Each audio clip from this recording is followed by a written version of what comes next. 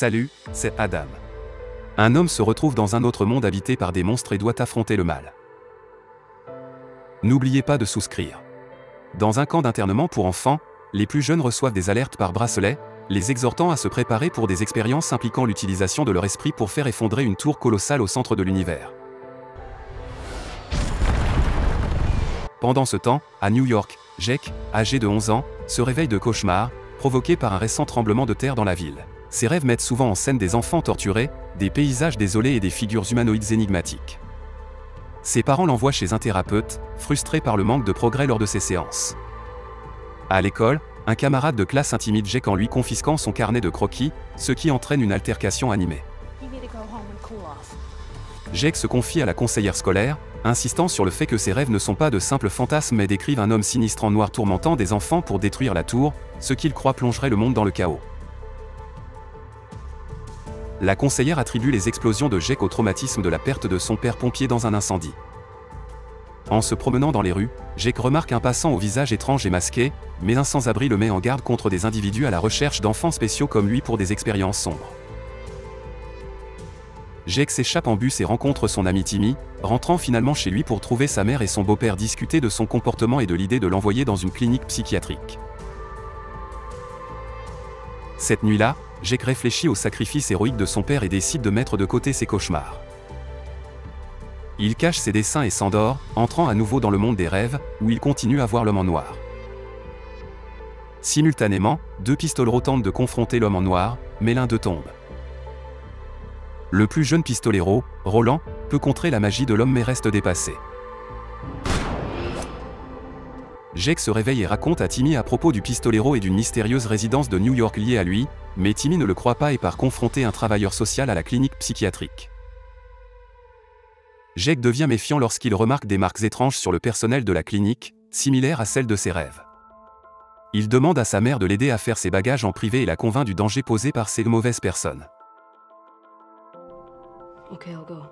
Avant de partir, il trouve un message en ligne révélant l'emplacement possible de la maison du pistolero et accepte de coopérer.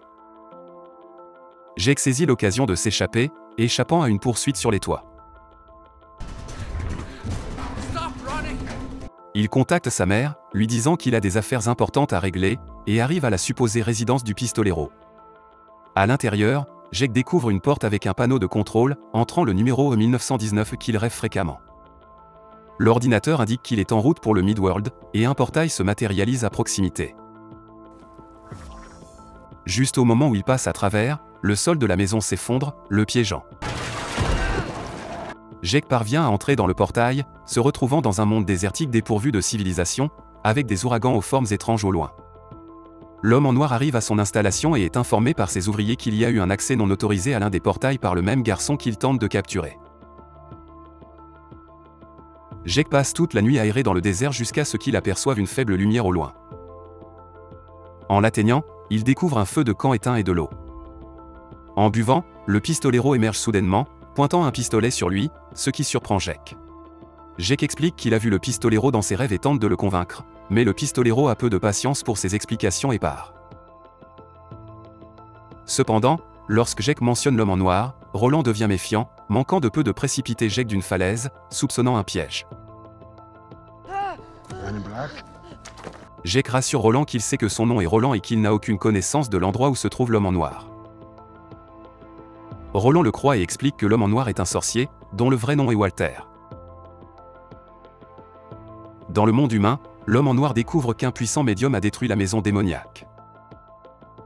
Lorsqu'il cherche des réponses auprès de l'un de ses hommes de main, il lui informe qu'un seul enfant humain avec un potentiel shine puissant aurait pu s'occuper de la maison, laissant Walter perplexe.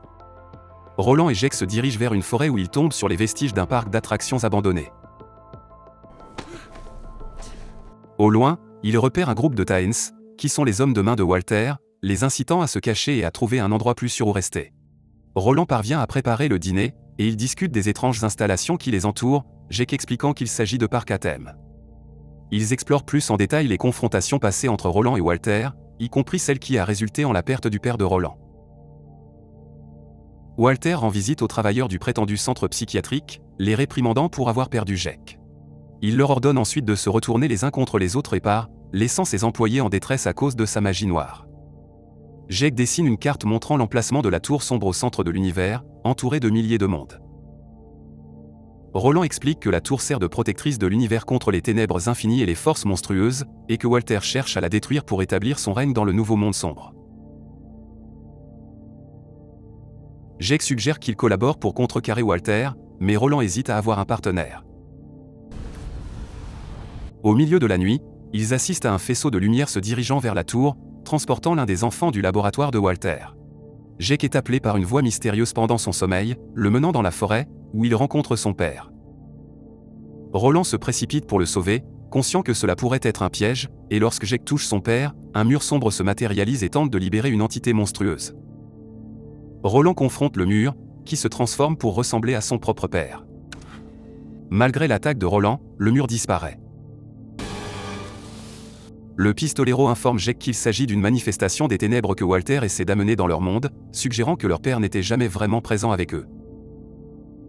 Se sentant en sécurité, il rencontre une nouvelle créature sombre qui domine facilement Roland.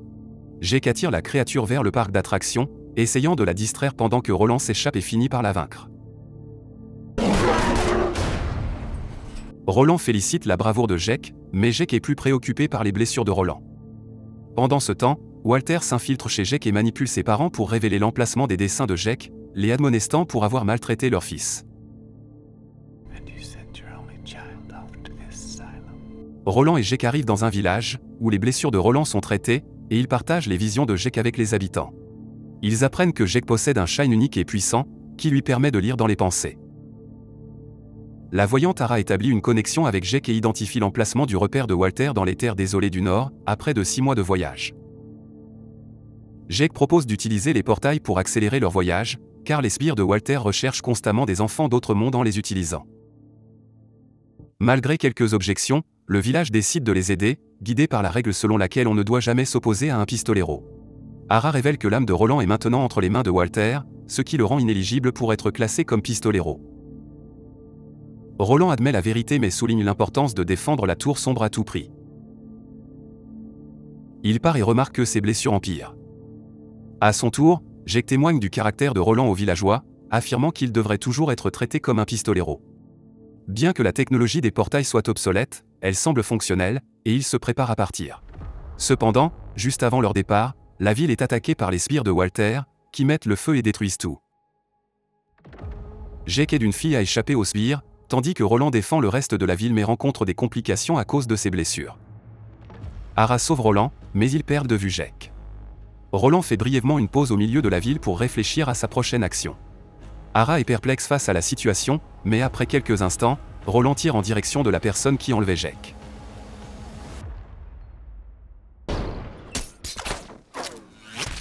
Roland instruit les villageois de ne pas s'inquiéter pour eux, car plus Jake reste dans leur monde, plus le danger auquel ils seront confrontés sera grand. Le duo passe ensuite par le portail pour revenir sur la terre de Jake. Roland est submergé par son environnement, et Jake l'encourage à chercher immédiatement de l'aide médicale. Cependant, l'inexpérience de Roland dans le monde humain entraîne des complications, les médecins lui indiquant qu'il souffre de plusieurs maladies et qu'il ne devrait pas être libéré. Néanmoins, il quitte l'hôpital, et Jake donne à Roland des analgésiques et du soda pour soulager son malaise. Roland remarque qu'il ne s'est pas senti aussi bien depuis des années. Walter manipule Ara pour révéler l'emplacement de Roland et de Jake, le poussant à se rendre sur la terre de Keystone pour les poursuivre. Jake suggère de chercher des informations auprès du sans-abri qu'ils ont rencontré plus tôt, mais l'homme admet avoir perdu son shine il y a des années. Par conséquent, Jake utilise ses pouvoirs pour lire les souvenirs de l'homme. Il décide de retourner chez Jake, où il trouve son beau-père inconscient sur le sol et une marque noire brûlée dans la chambre du garçon, les conduisant à croire que sa mère est tombée victime de l'homme en noir. Jake est chargé d'utiliser son shine pour le retrouver, Roland lui conseillant de fermer son esprit et d'accepter la douleur. Sur la terrasse, Roland jure de chercher personnellement à se venger de Walter pour eux deux et enseigne à Jake le credo du pistolero, une promesse de protéger la tour et de lutter contre les ténèbres. Ils pratiquent leur visée avec des boîtes de conserve et visitent un magasin d'armurerie pour acquérir les fournitures nécessaires. Cependant, Walter les sépare, laissant Roland piégé dans le magasin avec lui, tandis que Jake s'échappe des sbires de Walter. Walter nargue Roland, affirmant que malgré ses efforts, Tous ceux qui croisent son chemin connaîtront leur destin. Jake est kidnappé mais utilise son éclat pour communiquer avec Roland. Il bande les yeux de Jake pour l'empêcher de révéler leur emplacement, mais Roland parvient toujours à le localiser, éliminant quiconque se trouve sur son chemin. Ils ouvrent un nouveau portail vers le monde de Walter et de Roland, où Roland voit l'homme en noir avoir Jake sous son contrôle. Malgré le fait d'être entouré de nombreux sbires, le pistolero se bat contre tous, utilisant toutes les armes qu'il a obtenues du magasin pour éliminer tout le monde présent. Avec l'aide de bonbonnes de gaz, Roland déclenche une explosion qui lui procure un temps précieux. L'ordinateur signale des problèmes avec le pouvoir de Jake alors qu'il résiste et se retient. Walter intervient, tentant de décourager Jake de perdre sa résolution en insinuant que le pistolero ne s'intéresse à lui que pour affronter son ennemi.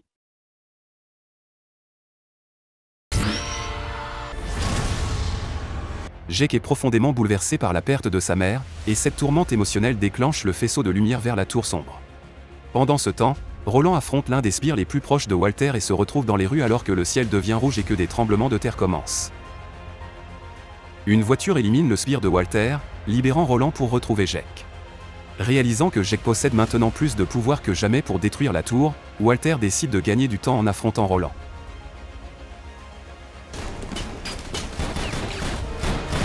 L'homme en noir utilise ses pouvoirs pour engager Roland, même en enfonçant un morceau de verre dans l'une des mains de Roland, ne lui laissant qu'une main fonctionnelle. Néanmoins, Roland continue de résister à l'assaut de Walter, et le méchant parvient à dévier toutes les balles de Roland. Jake tente d'établir une connexion mentale avec Roland juste avant que Walter ne porte le coup fatal, récitant le credo du pistolero. Roland parvient à tirer 2 balles qui s'intersectent, changeant de direction juste à temps pour que l'une frappe le cœur de Walter. Le pistolero sauve ensuite Jake et détruit la machine, sauvant non seulement la tour sombre mais aussi l'ensemble de l'univers.